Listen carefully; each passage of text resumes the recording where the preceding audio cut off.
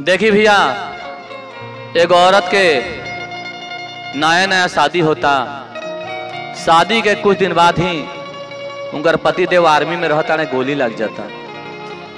नया नया शादी होने के बाद वो औरत का बीतता जब गोली लग जाता। डॉक्टर जवाब देता तो माई के दरबार में जाके कैसे कहते रहिए भैया, अरे कवना कसूरवा माई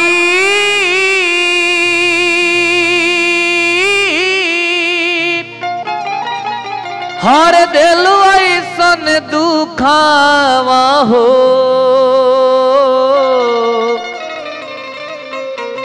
आफत में पड़ल बापरन हो। हर कवना कसूरवा माई दिलु ऐसन दुखावा हो, कवना कसूरवा माई दिलु ऐसन दुखावा हो, आफत में पड़ल बापरन हो।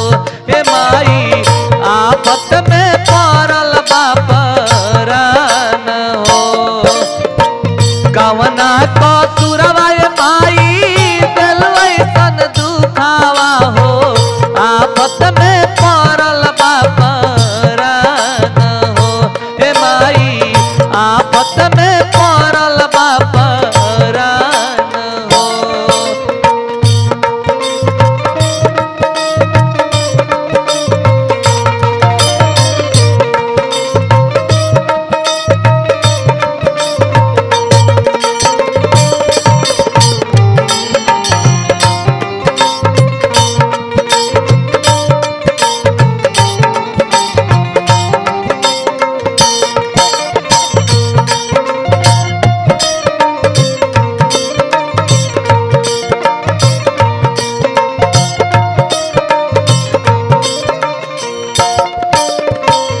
सैया जी के सीनावा पर लागल बा गोलिया हो, मुहवा से आवे नया आवाज हो।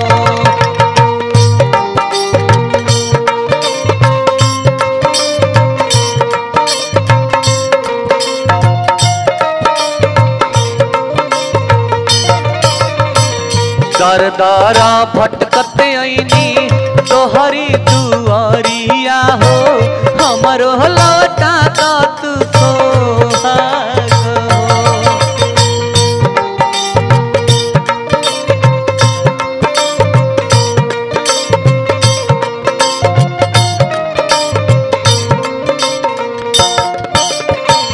सैया जी के सीनावा पर लागल बा गोलिया हो, मुहवा से आवे नया आवाज हो। दर दर भटकते आईनी तोहरी दुआरिया हो, हमरो लौटा तो तू सोहाग हो। अचरा पसारी माई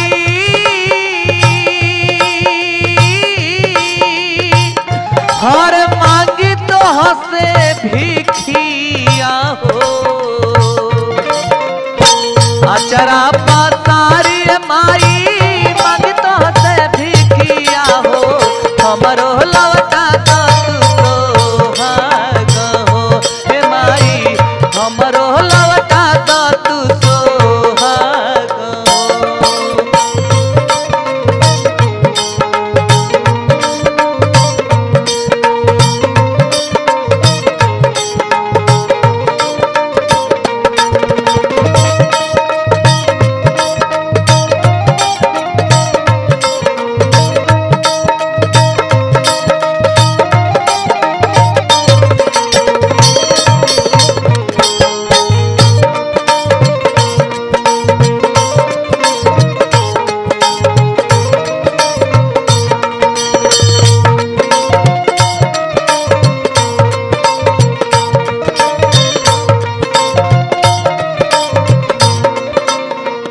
और क्या कहते रहिए भैया, कैसन अभागिन बानी कि शादी के 1 महीना भी नहीं के होए, आई हमारे ऐसा हाल हो गए।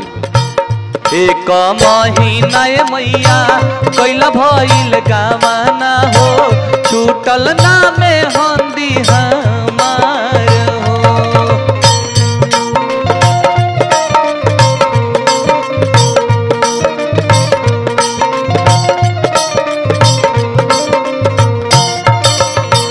बबुआ नीरज आशीष देशवा के सनावा हो मिलल ना एको दिन प्यार हो।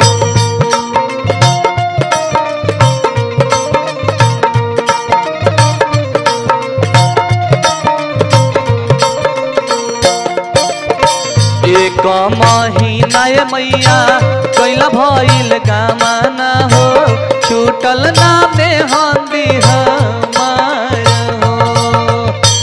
बबुआ नीरज आशीष देशवा के सनावा हो मिलल